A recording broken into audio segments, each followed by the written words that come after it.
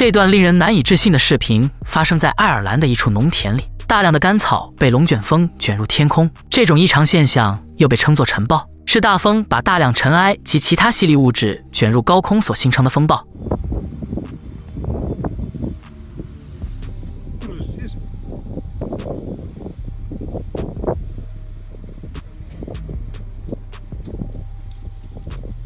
水龙卷俗称龙吸水，是一种偶尔出现在温暖水面上空的龙卷风，它的上端与雷雨云相接，下端直接延伸到水面。虽然名字叫水龙卷，但它的水主要是由云中凝结而成，并不是从海洋或湖泊卷起来的。虽说水龙卷时有发生，但是同时出现多条水龙卷还是非常罕见。2018年11月25日，泰国南部丽贝岛的游客们看到了罕见的4重水龙卷，海上乌云密布，4个巨大的旋风从空中盘旋而下，奇特的景象令人倍感震惊。2020年8月，4级飓风劳拉在美国路易斯安那州登陆，最大持续风速为每小时240公里，是2020年袭击美国的最强飓风。11条龙吸水同时出现在路易斯安那州海岸附近，被多名网友拍到，是目前记录的水龙卷同时出现最多的一次。